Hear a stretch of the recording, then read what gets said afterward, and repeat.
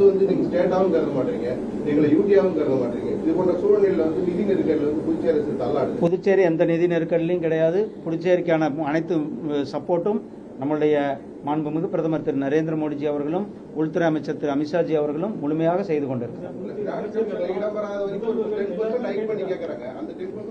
அண்ணா நான் ஃபுல்லாவே கொடுத்துருக்கேன்னா தேவைக்காப்ப அவங்க என்ன ப்ரொபோசல் அனுப்புறாங்களோ அந்த ப்ரொபோசல் படி நிதியானது பாண்டிச்சேரிக்கு எந்தவித பாரபட்சமின்றி நிதி ஒதுக்கி கொண்டிருக்கிறோம், ஒதுக்குறோம்.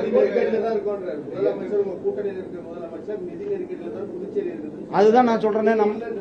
நான் பாருங்க நிதி கொடுத்துருக்கோன்னு சொல்றேன். கிட்டத்தட்ட 3432 கோடி ரூபாய் பாண்டிச்சேரிக்கு நிதி ஒதுக்கப்பட்டிருக்கு. அண்ணா நீங்க பாருங்க ஒவ்வொரு மாநிலத்திற்கும் ஒவ்வொரு இது இருக்கு.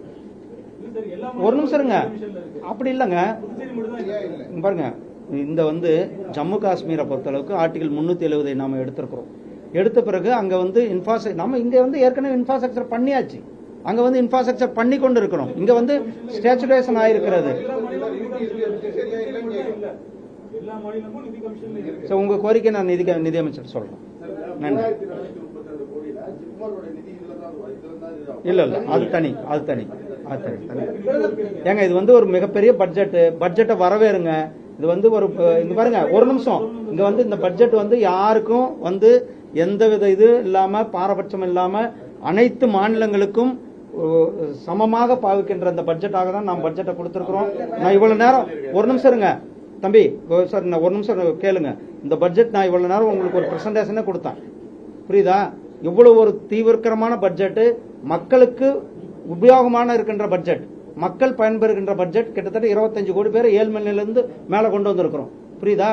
அதே போல ஒவ்வொரு மக்களுக்கும் மீனவர்களுக்கு 3 லட்சத்திலிருந்து 5 லட்சம் வரலும் அவர்களுக்கு மீனவர்களை கிசான் கிரெடிட் கார்டு கொடுத்திருக்கிறோம். அவர்கள் எங்க கேரண்டிக்கு போக தேவையில்லை, நேரா பேங்க்ல போனா 5 லட்சம் ரூபாய்க்கு கிரெடிட் கார்டு வாங்கலாம், டீசல் போடலாம், அவங்க மீன் பிடிக்க போகலாம். அந்த அளவுக்கு திட்டங்களை நாம் இண்டிவிஜுவல் பெனிஃபிஷரிஸ் திட்டங்களை நாம் நடைமுறைப்படுத்திக்கோம். கரீப் கல்யாண அன்ன யோஜனா, ஒவ்வொரு ரேஷன் அட்டைக்காரர்களுக்கும் 5 கிலோ அரிசி 1 கிலோ பருப்பு இலவசமாக நாம் கொடுத்து கொண்டு இருக்கின்றோம். பிரதமர் திரு நரேந்திர மோடிஜி அவர்கள் கொடுத்து கொண்டு இருக்கிறார்கள். ஜல்ஜீவன் மிஷன்ல ஒவ்வொரு வீட்டுக்கும் குடிநீர் திட்டத்தை கொடுத்து கொண்டு இருக்கின்றோம். அது மாதிரி அதனால இந்த பட்ஜெட்னுடைய நோக்கம் புரிஞ்சுக்கோங்க. இந்த பட்ஜெட்னுடைய நோக்கம் இன்க்ளூசிவ் பட்ஜெட். நான் அதுக்கு தான் ஃபர்ஸ்ட் நோக்கத்தை சொன்னேன். நீங்க நோக்கத்தை புரிஞ்சுக்கிட்டீங்களா புரியலையான்னு தெரியல. இந்த ஒரு நிமிஷம் இருங்க. நீ இன்க்ளூஷன் பட்ஜெட்